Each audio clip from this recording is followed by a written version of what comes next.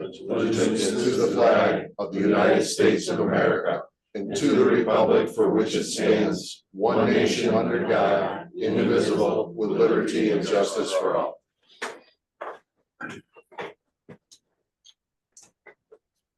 Very good. Privilege of the floor for anyone, audio or personal? See none, not.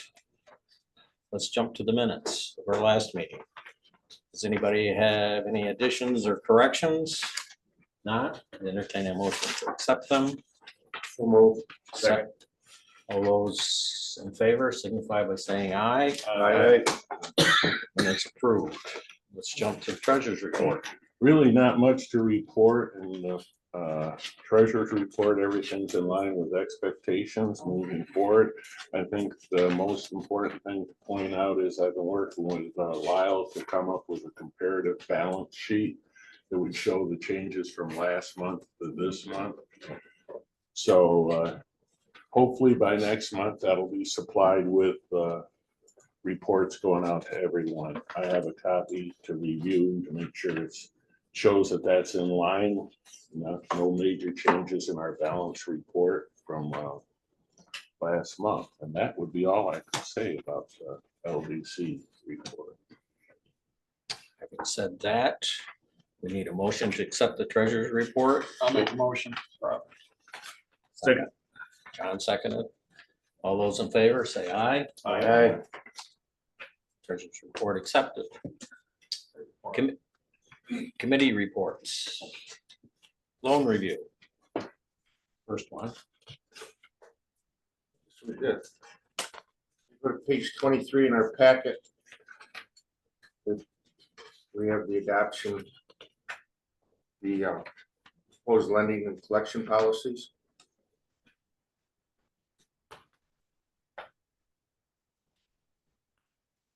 That was effort to clean them up a little bit. Yeah, there was just some revised, some clean up stuff to, basically we got rid of the business and real estate acquisition for loans. And then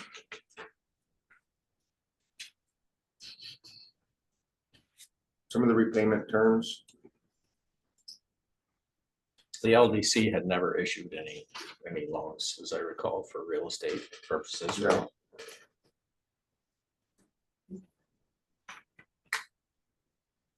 I've moved the amendments or moved the policy as amended. Second. All those in favor, say aye. Aye. Okay. That's it for loan review? Yep. Council reports. Let's go to Jefferson County Ag Development. Jay. Right here, sir. 9 o'clock tomorrow afternoon or evening will be a great time because the parade will be over one way or another. So yeah, right now most of my time's spent on getting the parade ready to go. We have a record number in my 14-15 years of running the parade. We have a record number of entries. We've been rolling out the marketing plan for it. It's going very well. A lot of response. Hoping the rain holds up. I haven't done a forecast yet. I don't want to, but it's going to be hit or miss tomorrow. Please, there's t-shirts up here. Please take one. I have one for everybody. So please take one when you leave. Beyond the dairy parade, the grants, we've been working very hard on the grants. And I want to thank Robin and Peggy. They went through all of the grant programs, not just the ag one, and updated all the files, double checked all of the requirements. And that was very, very helpful. So I just want to say thank you to both of them for doing that. One little story I'll share with you on the grant program. Soldier or former soldier from Fort Drum lives up in Evans Mills. I'll leave his name out for now. He and his wife and their young family wanted to stay in Jefferson County. And so he has started a pasture-based poultry operation. They produced 150 chickens last year, which isn't certainly going to be enough to sustain them, but through a grant from our agency, he's now expanding. He's doing 150 already this year. He's going to add another 500 on now, and he may go to 1,000 birds to produce this year alone. He bought a bunch of freezers with the grant so that he can store the birds into the winter months. So I was excited when I got out there to his place and saw what he was trying to do and the work that he's putting into it. That's what we're trying to do, is grow our local food supply. So I thought it was a pretty neat little story to see, and that story keeps getting repeated and repeated and repeated. If you stop at oh good Lord, Dwayne Smith's operation on Route 11, it is Seaway Cold Hardy Grapevines. He grows honeyberries. He's calling me just about every day, excited about the equipment that he's purchased to process honeyberries into value-added products, and the harvester that is now allowing him to grow more honeyberries so that he can grow his product lines even more. And literally does call me just about every day to talk about it. What's a honeyberry? It's a really cool fruit. It's sort of like a blend of a blueberry and say maybe almost a plum.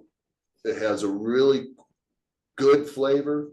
You can use them to make wine, jams. You can eat them raw. There's a lot of different fruit products that you can make from them, and they grow well in our climate. Blueberries up here are a little bit iffy, but honeyberries grow well, and he's been on the leading edge of introducing these into northern New York, and he's very excited about it. And we've been trying to support that because it is a new crop that farms could introduce to further diversify what they offer. So fun.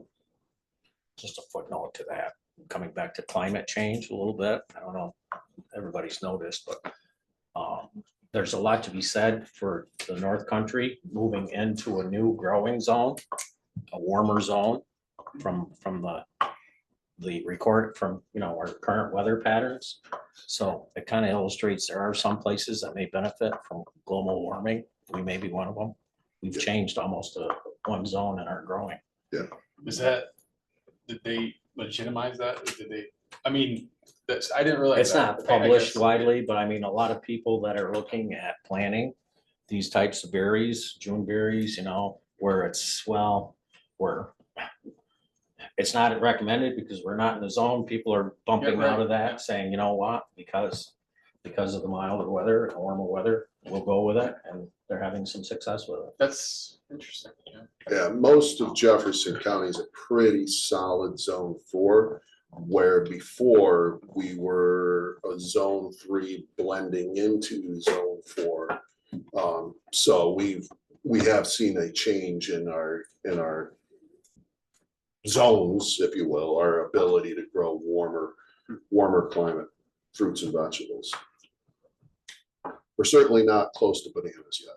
Yeah. No, We're talking about cross snap.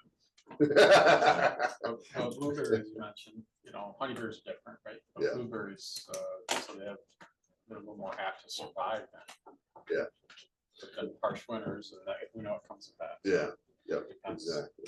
So, and there's a lot of other, just to finish up, there's a lot of other things that we're working on. Hopefully some of them get to the point where we can start to share them publicly, so. I think there are a number of communities, especially northern communities, that are beginning to explore promoting themselves as being climate change resistant or a good place to live in the face of climate change. Or probably that could be something as we develop strategies for longer term that we look at as a way to promote ourselves. And certainly with the crazy patterns those other areas are seeing, it's like it's putting them on alert saying, do I really want to live here? Right. We've got a good freshwater supply and things like that that are gonna be important as well. So, Keep them Speak- away. No, I'm just kidding. Well, just an interesting note on a trivia contest, our team actually won it on this question. The question was, what percentage of all the fresh water in the world is in the St. Lawrence River? Right, in the St. Lawrence River Basin. Anybody want to venture a guess? 20%, How much? about 20%. 24, I think. 4%. Yeah, Wow. just in the river basin itself. Just real quick too, we did a tour of the chicken hatchery. I think that was, in between. Yeah, So thank you very much. Thanks Corey and Mike for showing us around. Mr. Hagman was there as well, and it was a great tour. It was. And very impressive. $1 million, right? $1 million a week. yep. Million chicks a week. I still can't wrap my head around. Yeah, and I'm glad you brought that up because just with the dairy parade going on, and my mind's on dairy parade. Yeah, Right. so I'd love to hear your reactions. It was reminiscent for doing those GLI tours way back in the day of seeing these different, and really taking around and learning about it. And I was actually quite impressed with Corey. I thought he had really dove into learning about how they do the things for that type of business. And he did a great job taking us around. He did. Very Fascinating. impressive. Well, and I And think it's world's best kept secret around here, because when you talk to people about it, they Yes. look at you with this blank stare.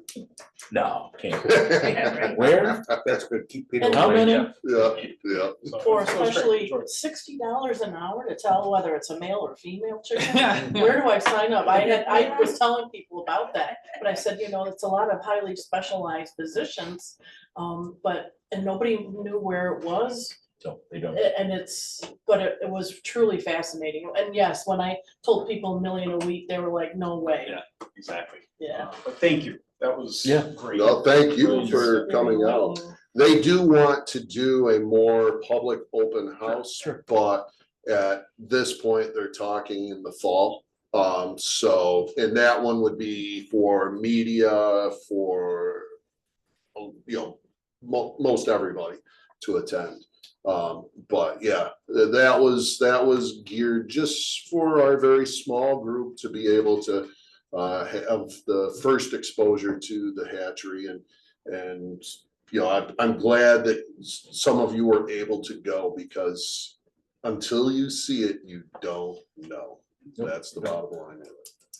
my takeaway point is, one, it was a roughly $25 million build out.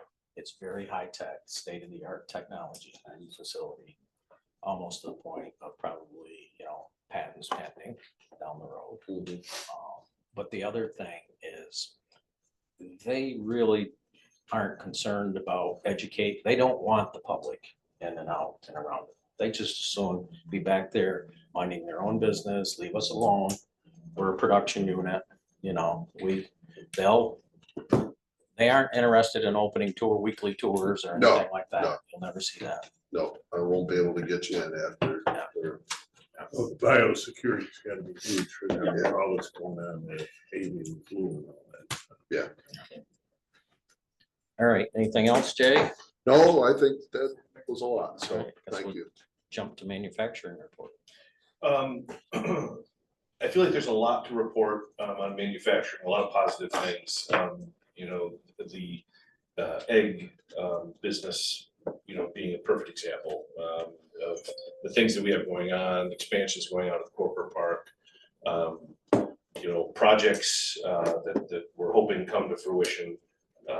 We just have a lot of really great things in manufacturing right now in Jefferson County that we should be proud of. And that's really about all that I have to report from the manufacturing side.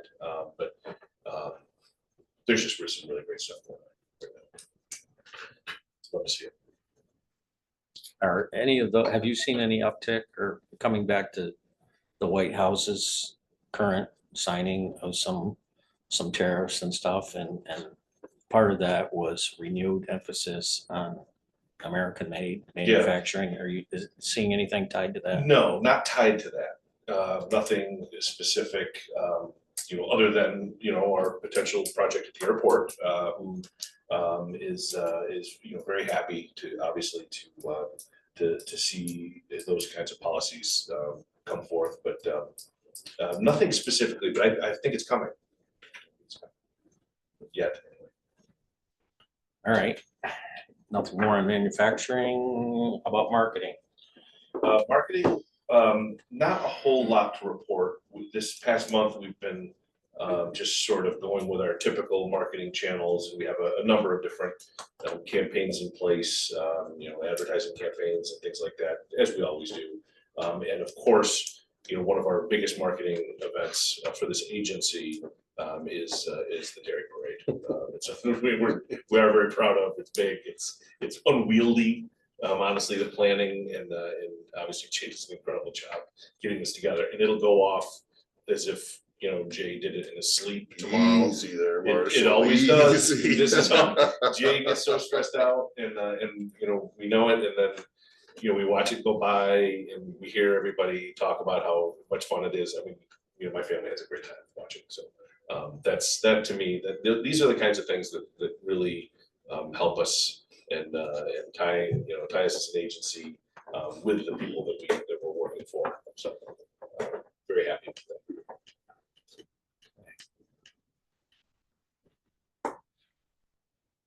All right, let's jump to unfinished business. That's the first thing under unfinished business is we have a resolution for modification for food resiliency production grant, right? You want to address that? Sure. Somebody? I could start off, and then if the financial folks wanna chime in, please do. So there was a mistake made in transferring numbers from one spreadsheet to another. I should have caught it. I did not catch it. So what that resulted in is the business was supposed to receive a $20,000 grant. Instead, I think it showed up for 3,000. Peggy, do you have those numbers? 3,545. Yeah, 3,545, and I just completely overlooked it on the sheets when we were going through and providing the recommendations. So that's on me. I do apologize and would certainly appreciate it if you could pass a resolution to increase that amount so that they're not. What was the application for? It's from Maplewood Sweets, Scott Zaire, and it's for maple processing equipment. And this was under the food processing grant, right, Peggy? Do I have it? Food production. Okay. All right, so we need to authorize resolution number 06-2024-01. Resolution to modify grant amount, Maplewood Sweets for the following amount. Excuse me, can I ask one more question? Sure. So what was the total cost of the project? Hey, Ballpark, it doesn't have to, it was, I'm gonna guess around 30,000 because they have to have their. has it been completed then? No, because of this, we haven't let him go forward on the project yet. I move the resolution then. Second. Any further discussion? If not, all those in favor, say aye. Aye. Anyone opposed? Motion carries. All Thank right, you. and next, ARPA grants. Yeah, so we've had a lot of money go out over the course of this past month. And again, as Jay said, Joy Newfer did a great job in keeping this grant program straight and under control, which the things have a tendency to kind of get out of control. So she just did a wonderful job, and we're so thankful for everything that she did with us. And also, Peg and Robin have have picked up the slack and run with it. And so as Jay mentioned, I just wanted to, say again, how thankful we are, because keeping all this grant stuff organized, when you have all these people coming in and they want to get their money, but there's all these different pieces that are involved for us to do a reimbursement, that keeping it all square is tricky. It's tricky, and they've done an awesome job. We have paid out this past month, as I mentioned, we've done a number of grants reimbursement, and that's what we're here to do, and so we're very happy about that. From the round one, we have the balance, and this is money that's in the bank with us, hasn't been paid out yet, but is allocated. And currently there's $1,323,945.47 that's in our account that has yet to go out to these folks. But this month, we're gonna see those numbers start to really go down. And then from round two, the balance, again, same situation of money that's in the account that has been allocated of $843,594. Now, it does seem like, there's a lot in there. We are on some of these people, we have a number of them that, we don't have anything. They've been awarded the grant, and, then we call them to follow up and they say, oh, yeah, I'm gonna do it. Next week, I'm gonna get started on this. And so we're gonna continue to stay on top of them, because, we have people in line that are ready to do their project. And so we're gonna continue to stay on top of them, because we wanna get this money out on the street as quick as possible. We could go through some of the specifics. I don't know really if it's worth the board's time, but as it stands, this is to me the real key part. We have about $40,000 left overall that we're going to be looking to allocate to projects. One of which today that we'll talk about in a few minutes, Small Business Productivity Award that I'm hoping we award. And so that's really, to me, the key pieces here. If Peg and Robin would like to add to that, I'd appreciate that. No, we're working on, doing the compliance of it and just figure out, if somebody's project's done, there's like $1,000 left over. If they can't use it, we'll allocate it over, because as he said, he has a list of a few more people that we want to get this out. So we're really pushing to get this money spent before the end of the year. We're gonna get on people and say, hey, get your project going. And as when they do have $1,000 left, as an example, we tell them, thank you, but if possible, we'd love to close this out and have that $1,000 go to somebody else, as opposed to sort of reaching to try to figure out a way to try to get this extra money under their program. And we don't want people to do that. We want people to do their project, very transparently, and then if there's money left over, let's close it out, then let's reallocate those funds to something else. So that's really, again, without any further discussion, if Robin and Peggy or anything else, that's sort of where we're at right now. So does that involve the two of you doing a fair amount of road trips? I mean, on site? We haven't done on-site stuff yet. I'm just getting my head on the compliance of it. We're where the federal government's all about compliance. So that's the first thing is, okay, do we have all our ducks in a row? And then that's something later on we'll talk about following up and doing some road trips. Yeah. I do the road trips for the ag ones. That's part of the process for the ag ones, is they get inspected before they get money, so. And there was a lot more of that with the rental property. Because then that one we were, most of them were roofs, porches, and things that we drive by, and then things that were inside, we got to take pictures of, things like that, so. Yep. I have a question. Round one status, you have uncommitted balance, and we don't have that on the round two.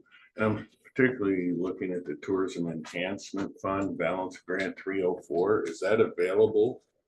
But that's one of the things I'm gonna make sure that the spreadsheets match up so we can see, you know, what's got committed and everything. Yeah, it's the first step, getting the handle on what's going on, and So Peggy we, even pointed that out. We need to see what's uncommitted in the set round two, so yeah, We do So, not but- have that.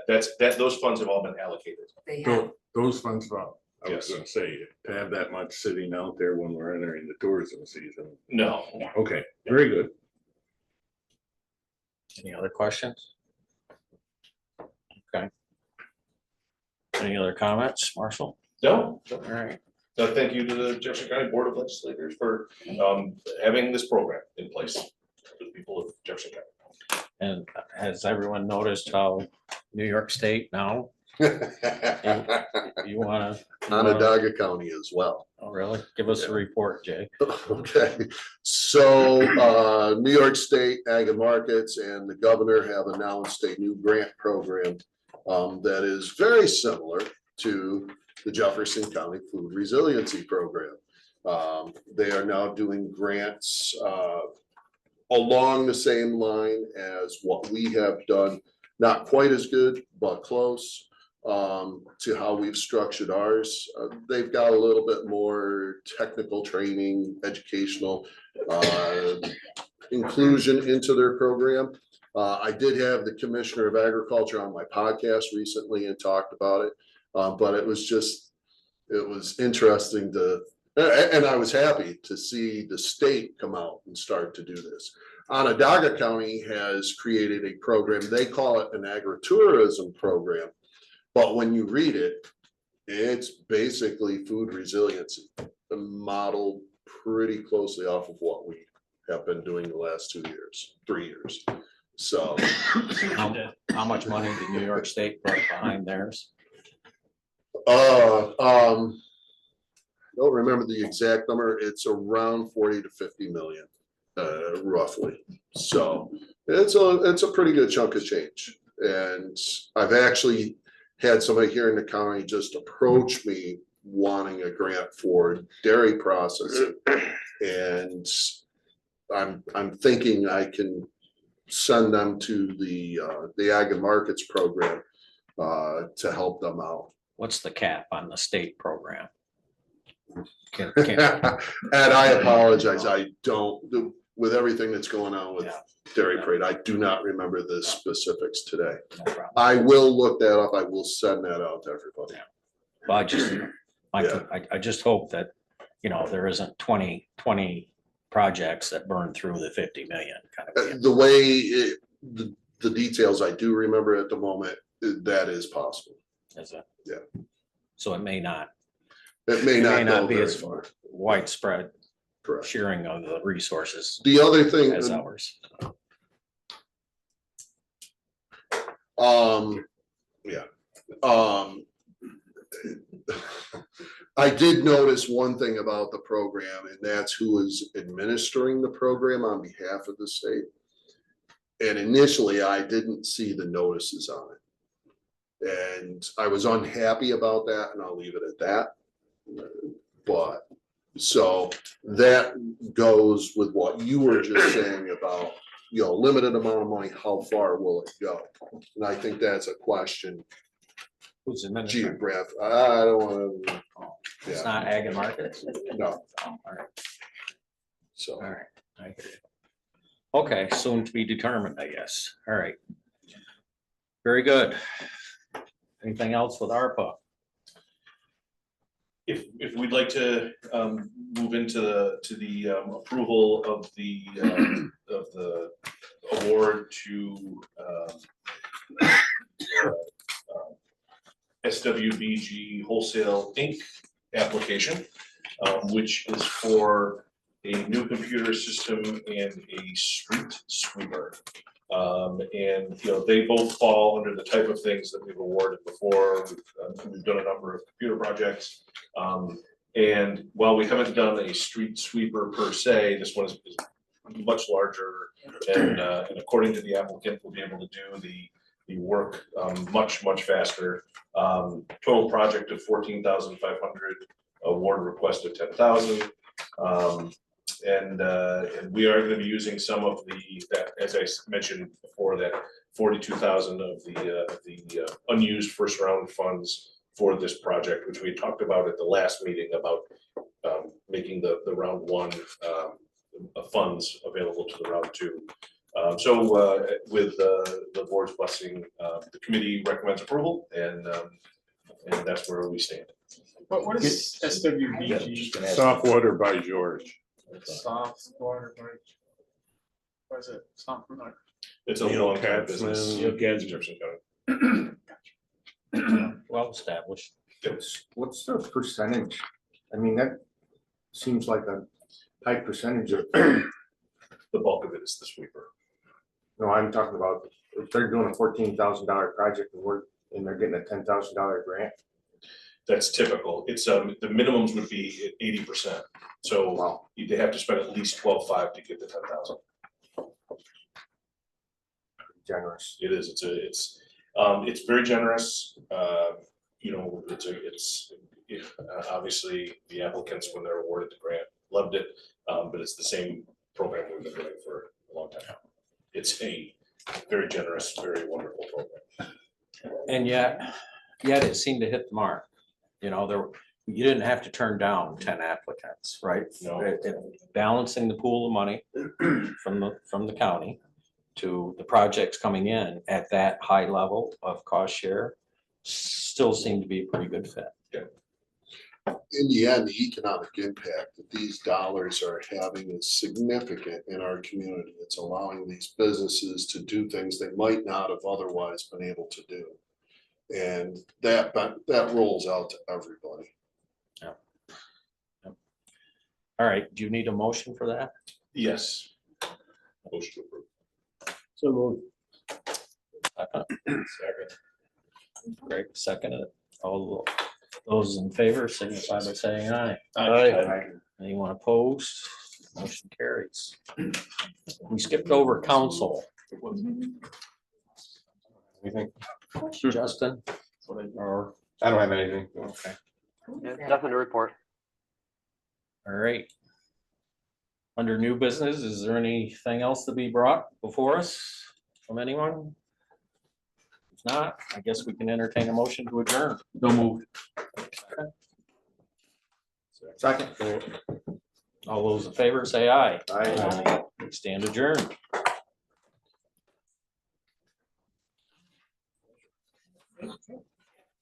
Okay, I guess it's my turn. I'll call to order the June meeting of the Jefferson County Industrial Development Agency. Privilege of the floor. Seeing none, minutes. Is there any corrections or additions or anything to the minutes? If not, I'd entertain a motion to approve the minutes. So moved. Second. All in favor, aye. Aye. Anybody opposed? Good. Treasurer's report. Okay, in the income and expense section of the report, the biggest change was in the ARPA funds. Moving on, I believe that was the payment for the Sackett Harbor project sewer. Once again, we're working on a comparative balance sheet to show month to month. All our revolving loan funds are current. The micro loan funds, there's a new project they're working on to collect its 3 months in arrears, and that is the Amish furniture store, but they're working to get them brought up to speed. This is new for them to be late, and they've already bought down the majority of the loan. I think they owe like $8,000 on a $40,000 loan, so they've done a pretty good job of taking them out, but staff is working with them to get them current. And other than that, I have nothing else to add, except David, we haven't collected any fees yet. Maybe soon. Yeah. Somebody want to make a motion to accept the treasurer's report? I'll second. All in favor, aye. Aye. I guess you're up again, Paul. Sir, could we pause for just one quick second? Hey, is that okay? Sure. Justin? We just had someone, good morning, just trying to join the meeting and which I allowed them to join, but then they tried to record it, which I instinctively hit deny on, but I don't know if that's the right thing for us. Can someone record our meetings? Well, theoretically, you're recording it and saving it as a record and be posting it online under law. So it's a public meeting and then you're posting it. So I don't see the issue. If someone were in the room and wanted to record it, there's, case law and statutes that allow them to do that within reason. They can't interfere with your proceedings. Yeah. So you can allow people to record if they want to. There's no harm in that. So I do, the conspiracy theorist in me is wondering if someone wasn't trying to do that to show that we're not in compliance.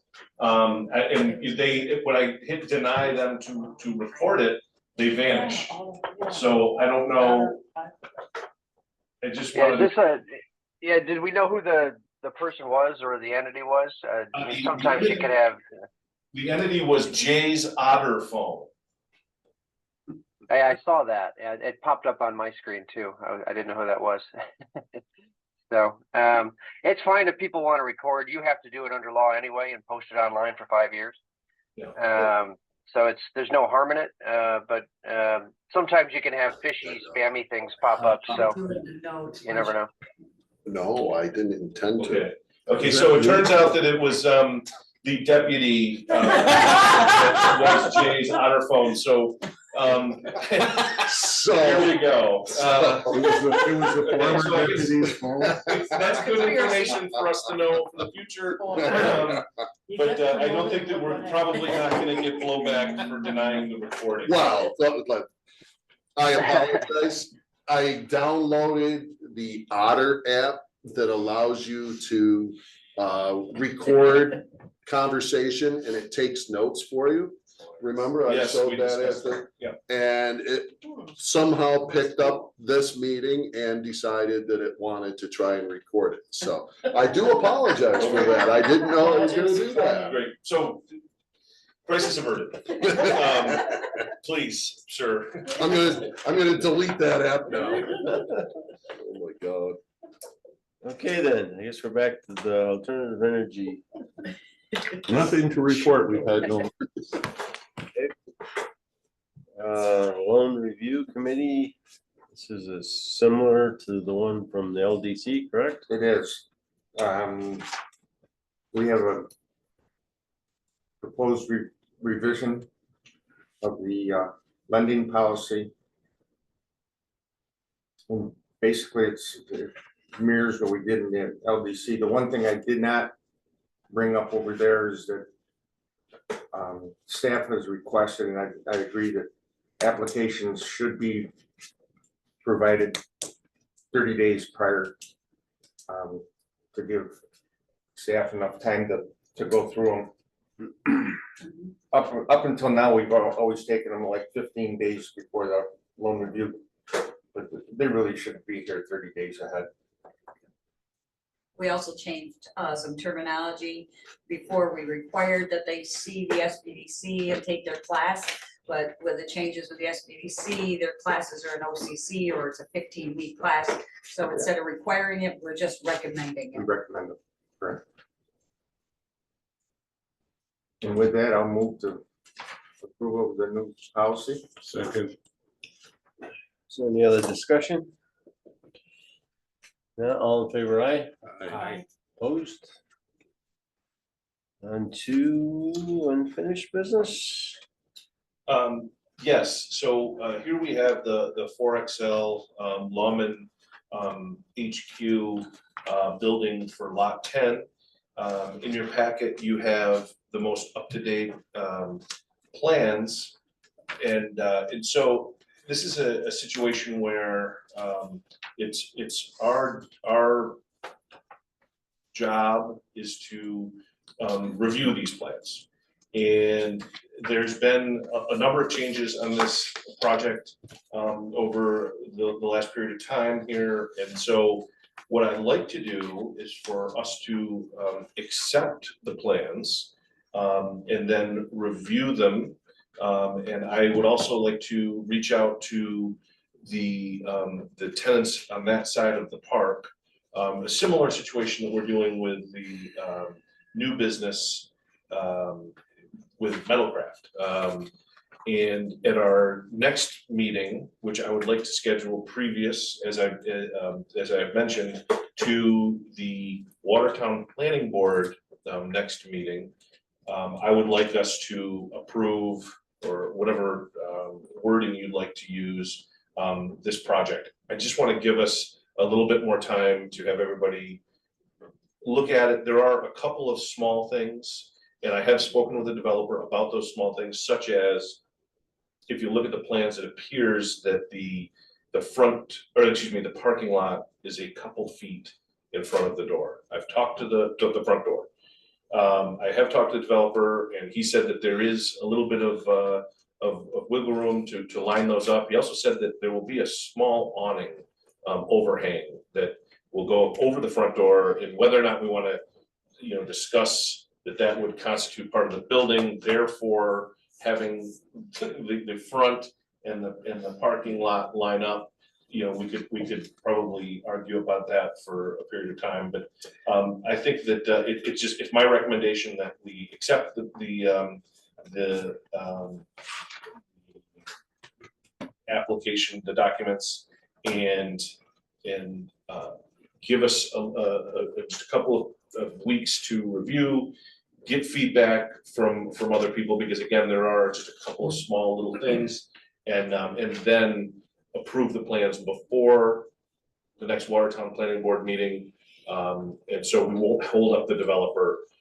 That's one thing that we've talked about in the past. I want us to be given appropriate time to do these things, whether they be, and not have every single one of them be a rushed process. So that's my recommendation. What criteria are we reviewing these to? What you say review them? What's the criteria? What are we looking for? Well, we're looking for things that are outside the covenants of the park. So where do we And find that the would be, covenants of the park? for in this particular case, the fact that the parking lot is 3 feet in front of the front door would violate the covenants. Where do we find these covenants? We have copies of the covenants that I can certainly provide for you. Yeah, that's fine. There's a couple things. I read the planning board minutes and I brought it up to Marshall. Did he answer the question? Did they expand it from 30 to 35,000? Yes. Yep. Okay. I had a concern one, and I believe we have the answer. It's not a big deal. Is that we agreed to a pilot on a 30,000 square foot building, changing it to 35,000. Does that mean we have to do anything? And I believe the answer is, since it's not increasing over $100,000 in benefits, which it isn't. It may increase the cost of $100,000, but the benefits we extend aren't going to make us have to revisit the pilot. Okay, that was a concern of mine. Is that? Yeah, I can sound off on that if you'd like. You induced and provided benefits for a 30,000 square foot building, not a 35,000 square foot building. So at a minimum, all the documents need to be amended. Whether or not there's an additional 100,000 of benefits remains to be seen. I sent out a message to their council asking for an updated application where they could fill out the cost section and let us know what the cost differential on this addition to the building is. And then we could do the math on sales tax benefits. I don't know if their mortgage is changing. And if you look over the term of a 10-year pilot or a 15-year pilot, and you abate 5,000 square feet of a rateable more than you've already abated, what's the delta? We don't know until they tell us. And in all events, you have an application that's supposed to live online for the life of the pilot. You've got documents that all say 30,000 square feet. You've got a filed pilot that says 30,000 square feet.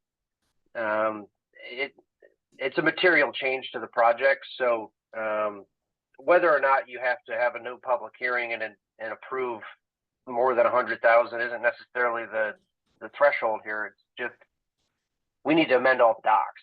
it's kind of a material change of circumstances. So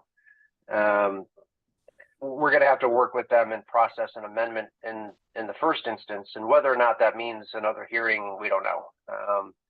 You don't know if they're building a Cadillac or a Yugo, just to use one analogy. So,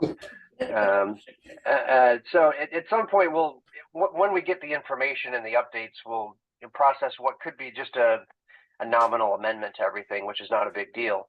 But there may be a delta on, or substantial delta on the cost of the project. And there's things like, your admin fee was measured on something that may be a different something now. So once we get that information from them, we can kind of react appropriately. Thank you. Yep. As far as the parking goes, I personally think that they're living to within, the spirit of the covenants. And if you look right across the road from them, all the parking's out in front of the building. So Good, gorgeous building. It looks beautiful on the plans. yeah, As well. I'm sure that it's gonna be. That's the only questionable thing. Well, From the, the you know, reviewing of the things that, yes, all the pieces that Justin mentioned, the parking really is basically it. It's 5,000 additional square feet of warehouse space, and not to get into the details here, but the actual additional cost is minimal is what the developer said. But again, I can work with Justin here over the next period of time. I agree that we need to update the pilot, everything that Justin has spoke of, but I don't see any reason why we couldn't accept this and approve this site plan breakdown. I mean, unless someone has an objection to that 3 foot. I think the bigger issue is, I believe, Marshall, didn't you already tell some residents that they'd have a chance to look at the plans prior to our making a decision? And they have seen them. And so these plans were made public through the Watertown Planning Board, as well as, obviously when we received them. What typically has happened in the past, and I did hear from one of the corporate park tenants, and they were not overly concerned about the project or about the building. They want the covenants to be followed as much as in the spirit of them. And this person was not against it, or he said, oh, the 3 feet, it's not going to change anything. It's not the end of the world or anything like that. But in the past, and the reason why for this agency, the only reason why I say it's because what we've done in the past is we've sent the plans out and given people time to respond, and that has not been done in this case. So that's really the basis for my position about us approving them at the next meeting. Now, again, I will absolutely go with whatever the board decides to do, and it's up to you. But that's to go along with what we've done in the past. This would be the procedure to follow. So That's my 2 cents. Corey's aware of what you're scheduled to get it approved prior to the next town planning board meeting. I didn't talk to Corey, I talked to Mike, And but he's okay, he knows. and he's okay with it? I don't know if okay is the right word, but wasn't overly upset about it. As long as we can get it done so we don't apply the planning board's decision, because they put a contingency on there that they wanted to hear from us in their minutes, I saw. Yep. So I say if we're gonna hold a meeting in advance, That's my plan to keep. I think we should everything on stick with schedule. what you told the corporate park tenants you talked to.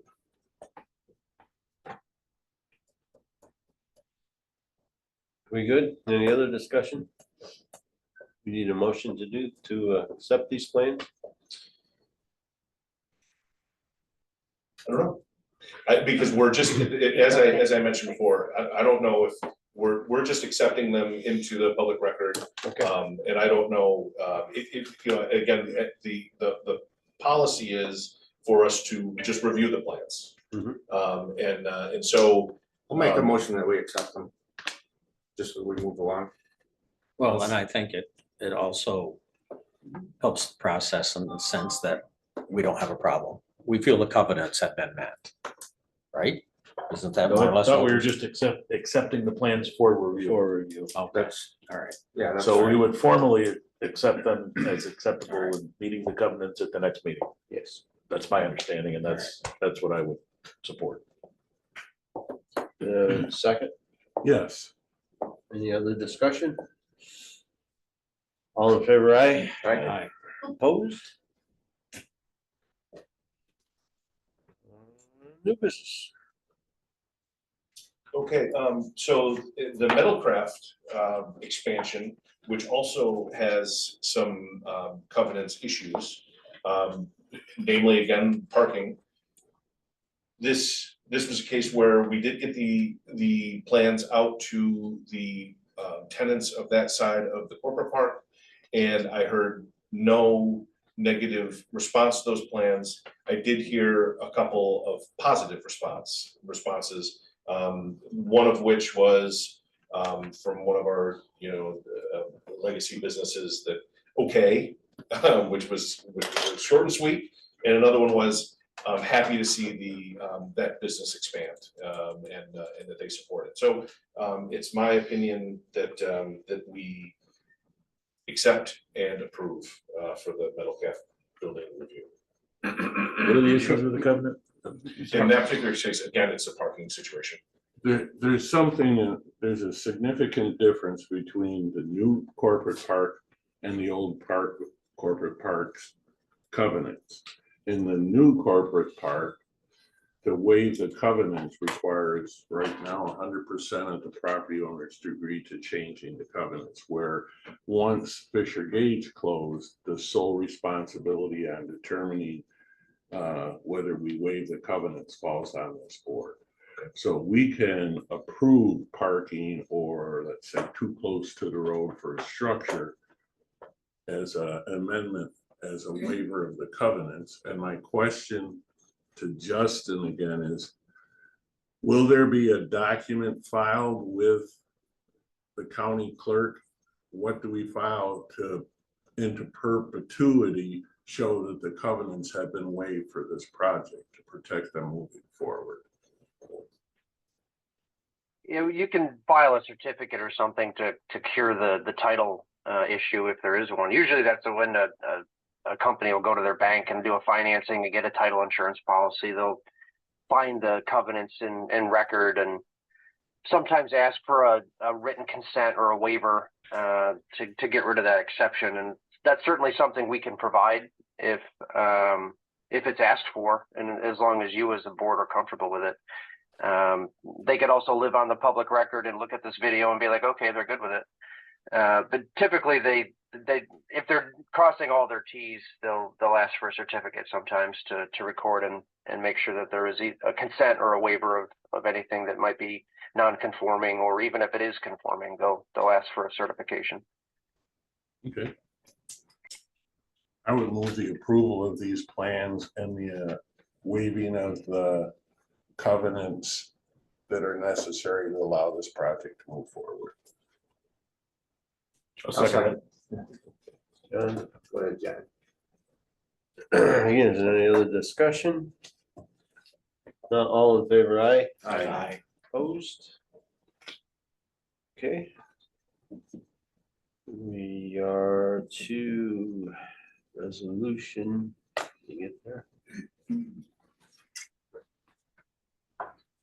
We have a resolution number 0606202401 to update the authorizing official for the Northern Border Regional Commission Economic and Infrastructure Development Investment Program. Sure, I'll move this. Second. all in favor, aye? Aye. Six, permanent public sewer easement, town of Helmsfield. You want to tell us about this, or is it all we all set? Well, this is just the easements required for the sewer project at the airport. And Justin, as well as DEC and DOT have worked to put this easement together, and we're ready to move forward with it. With your blessing. Is this only on the Van Epps parcel we have, or is this cover? It's 3 parcels. Not sure if it's only on the Van Epps or not. I'd have to go back to it. So this, I mean, in here, it talks about the strip of land on that Van Epps. I didn't know if it's extending on any of our other. I think that it would probably if it's extending on anything, certainly of ours, I don't believe that we would need the easement. So I believe it would probably be just with the Van Epps property. The updated packet had 2 more easements, so you can just do them as a package. And it does say the Austin Power one, the Haroon lumber, so Okay, that's the 3 different parcels, actually 4. thank you. Somebody want to make a motion to move this? I'll move it. I'll second it. Any other discussion?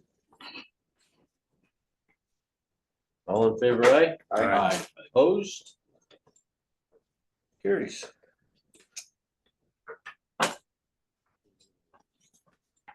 Council.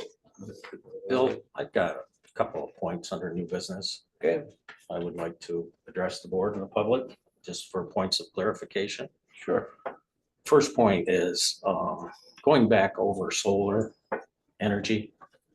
No one's been probably a stronger advocate of solar energy for this county than myself, and I probably will continue to be, because I think it's an excellent opportunity to utilize marginal farmland that's going into wasteland.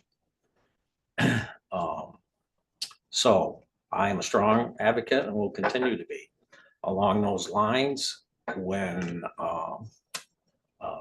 Convolt came to town with that project, I'm a strong supporter of it, will continue to be.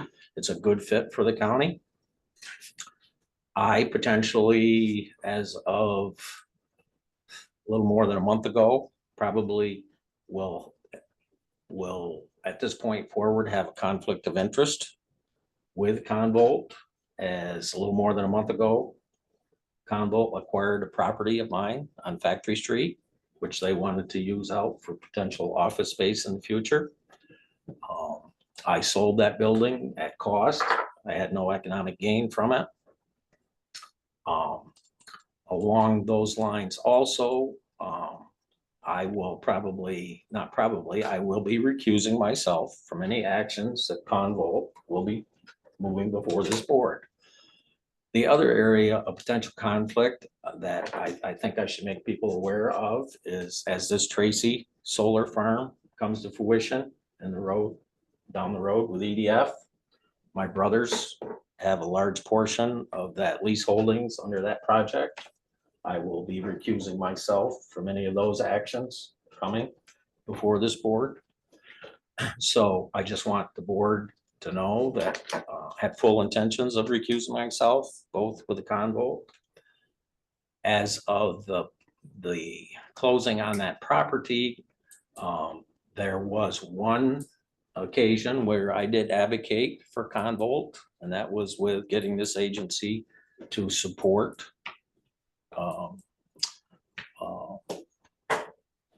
support getting New York State to devote some resources to get infrastructure to that site. I did advocate that we get behind that. Maybe technically I should not have. But anyway, I just want the board to be fully aware. I fully intend to recuse myself. The other thing I will reference is what is my personal relationship with Hari.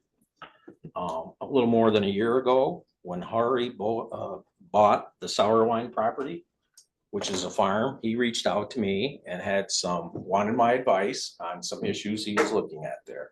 We started a dialogue and a conversation.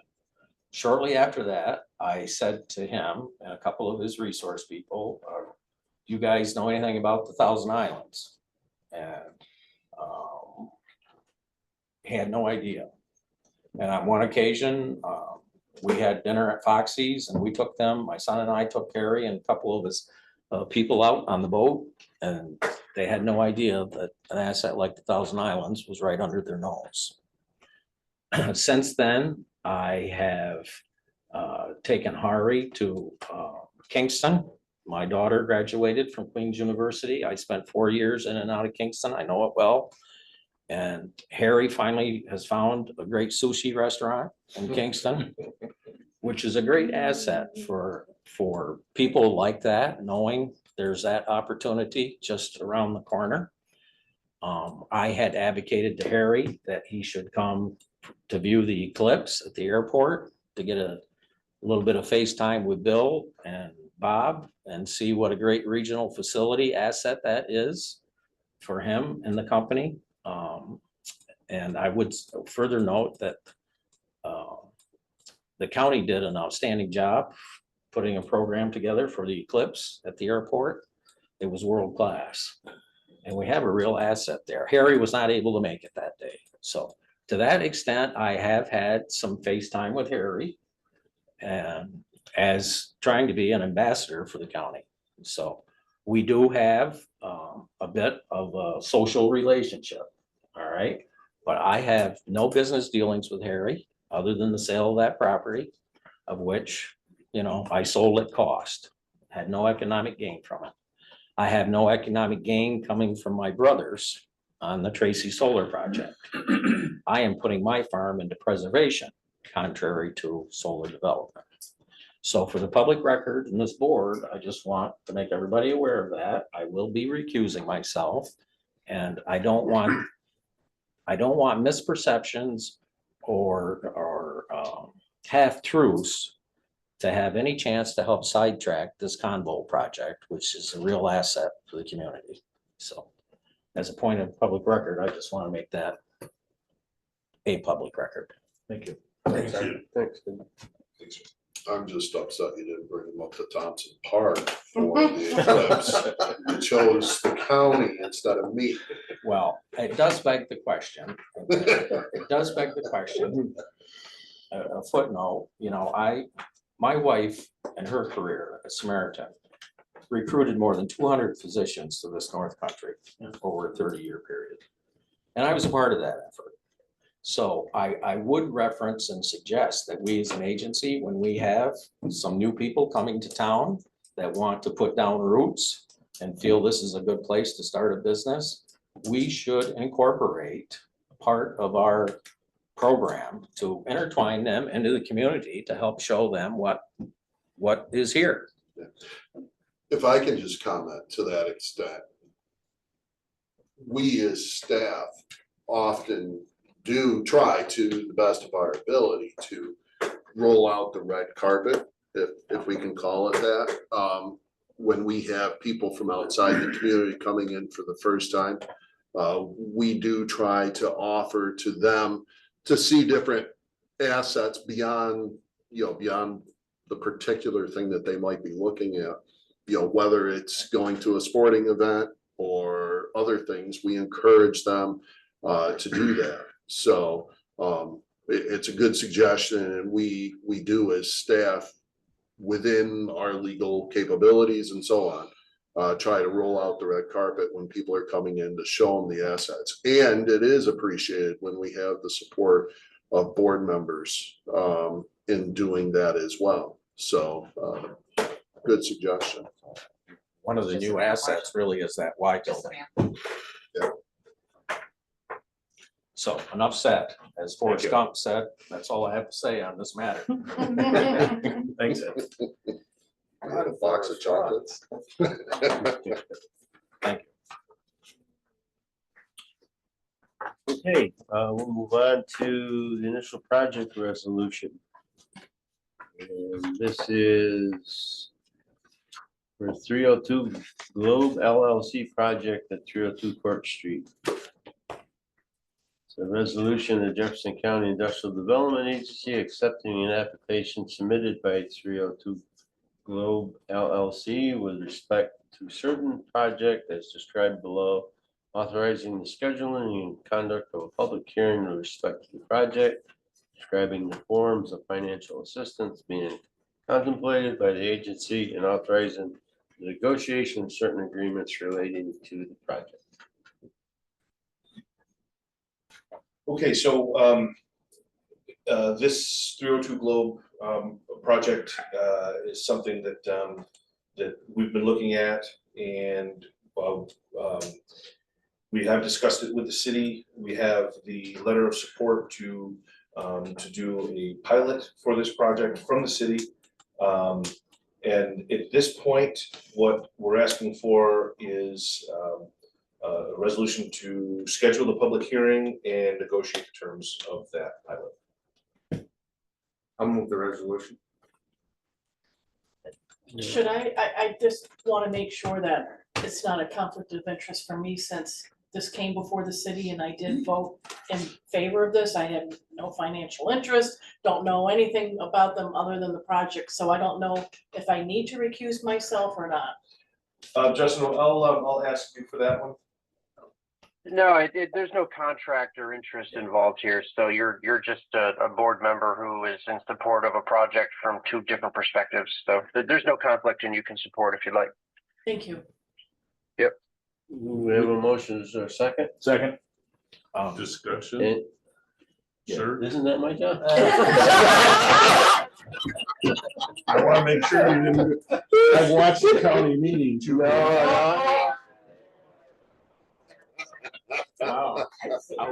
Discussion? Yes, sir. Glad I The didn't county get getting- water thrown on me. In the past, I've been concerned about the time from when we approve these projects to when we close on the projects. Some of these seem to go almost a year. And we've had our discussion about the revenue sources in the past. How long should we be allowing a project, once we've approved it, to get to that closing point where everything's put in place, fees are paid, and we can take it off our books, take it off our agendas to worry about? I don't have a perspective on that. Justin, is there something that's the typical that IDAs have for a length of time that the approval would stand, for lack of a better word? And typically in the project authorizing resolutions, we have language that provides an end date for their agent status, which is largely tied to their use of sales tax benefits. And if a project is experiencing delays mid-construction, we routinely provide extensions if they need more time for whatever reason.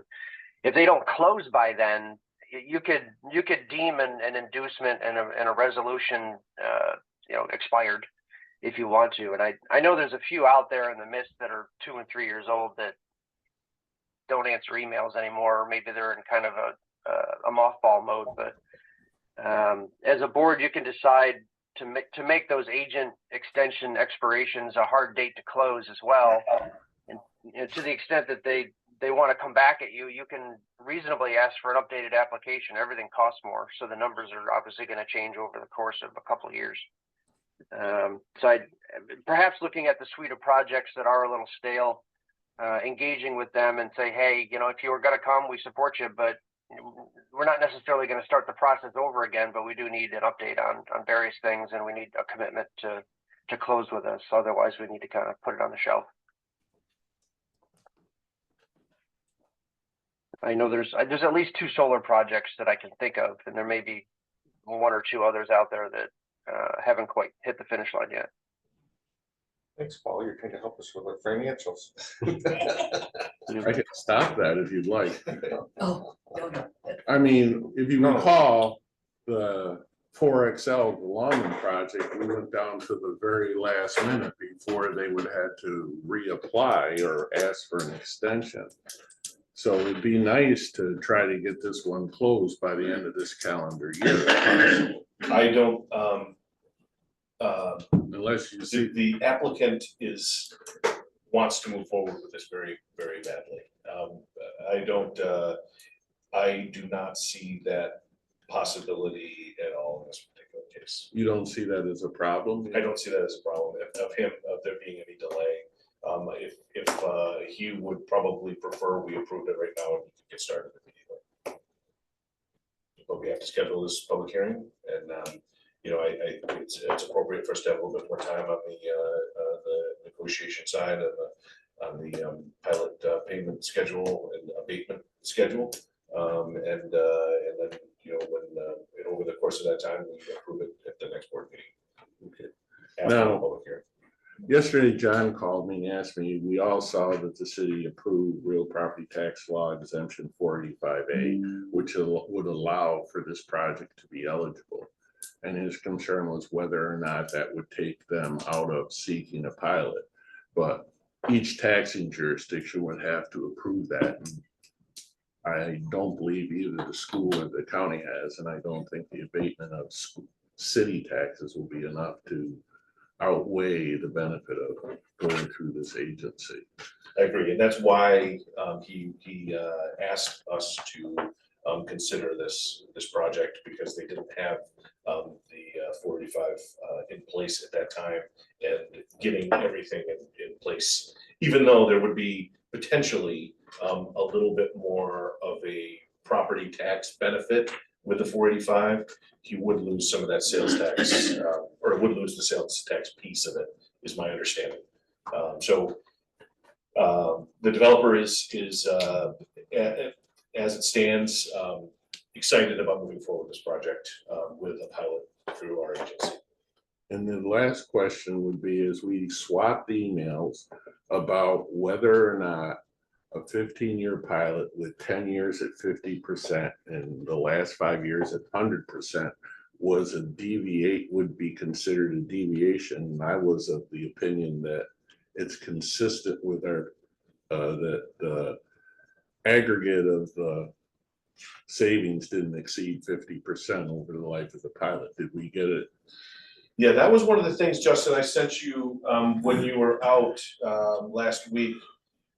Are the pilot terms, and I can't, and please forgive me, I can't remember if you responded with an answer to that or not, but do the 15 years at 50%, is that the UTEP, or is that the essentially the do not exceed 15 years at 50%, and that, say, for instance, 10-year at 38%, or a 72% abatement, would that qualify? Could you give us an opinion on that? Following our Yeah, understood. And what I would note at the outset is, anytime you have a pilot that gets to 100% taxes, you just end the pilot. There's no reason to stay in the pilot. Especially if the reason is just to aggregate benefits for more time. If there's no benefit being conferred, the pilot just ends. You never hold on in time just to be there. They wouldn't want to report to you if there's no benefit. So if it ends up being a 10-year pilot, it just stops after the 10th year. So we can look at the proposed abatement schedule and see if it falls within the 50% bellwether, if that's what it needs to be to avoid a deviation. What is the proposal right now for the first 10 years? Is it 100% for 5 and then 50% for 6 through 10, or what is being looked at? Well, we're going to be deciding as a board and staff of what that. So this being the negotiation phase of that, there has been proposed 10 years at 50%, and then the last 5 at 100%. And I do feel like I just want to throw this out there. The last 5 years at 100% taxes, while still under pilot, I think that the thoughts there are that the benefit is knowing exactly what their taxes will be and that they wouldn't be subject to any sort of assessment increases. At least that's kind of, that being the benefit, as opposed to some. We don't have any control over what the assessor does. There's no certainty anywhere. The only certainty is the amount of exemption we provide against added value. So taxes, I mean, the mill rate changes literally every year. The tax bill under a pilot changes literally every year. There's no absolute certainty. They do have the ability to go to the assessor and tell them they're crazy, like anybody else does, and go through either an informal or formal process for certiorari. So there's no value in having 100% pilot for 5 years to anybody. And it's more an administrative burden that you'd rather not have, to babysit a project for 5 years that doesn't have a benefit. So we would, if it's going to be 10 years, then it's going to be 10 years. And we just need to figure out if that's hitting the 50% mark or not. I would think that the early years you'd be probably providing more than 50% abatement, no? For the first 5, or how would you measure that out? Well, that's for us to discuss. Hear what the board has an appetite for. But I guess just to be clear, would, to fall under our UTEP, would a 10-year pilot at 50%, straight 50% abatement for 10 years, is that UTEP? Yeah, I mean, if the UTEP has a control that says that up to 50% abatement over the life of the pilot, and you're just doing a 50% abatement throughout, then sure, that makes sense. But I suspect in the normal course, most of your pilots are 100% for the first 5 years, and then start to ramp up in some capacity. You could tailor the years 6 through 10 to have a 60, 50, 40, 30, however you want to do it. Just trying to fall within the aggregate 50%. You have discretion to do that without deviating.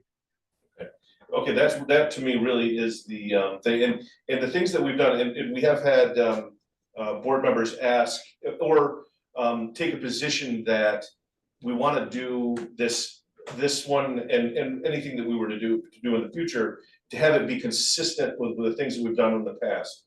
And as we as a staff looked at all the pilots we've done for housing projects or where there was a component of housing in them. The only thing that was consistent was that they were inconsistent. They were all deviations. There was some that were 50% for the first 5, and then like we said, 100% for the last 5. There was one project like that.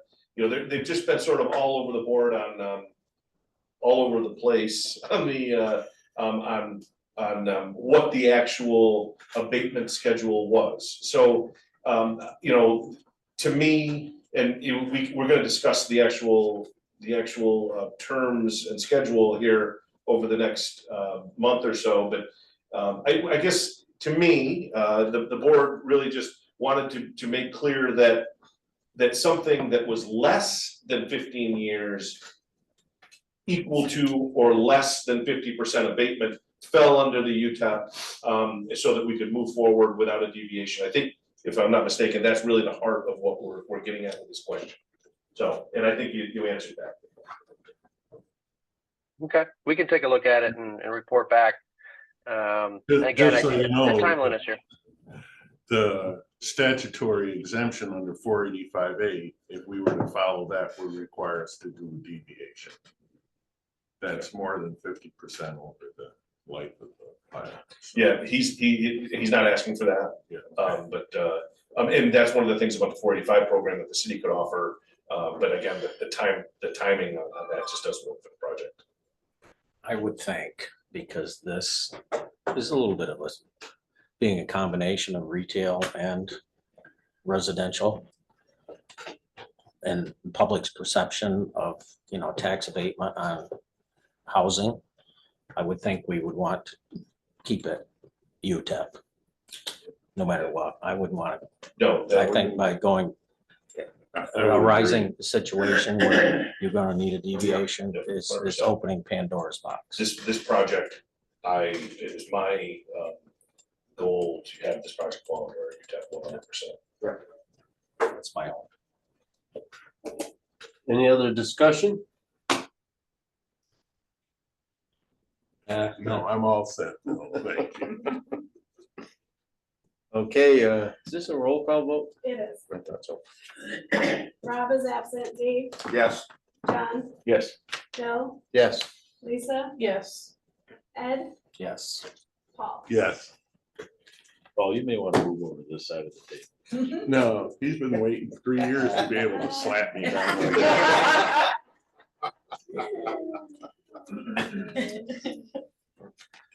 Okay, I guess there was, we wanted to move into executive session for the discussion of acquisition of property. Sure. We need a motion to do that, please. So moved. Second. All in favor, aye? Aye. We're in executive session. I think as that involves probably the condo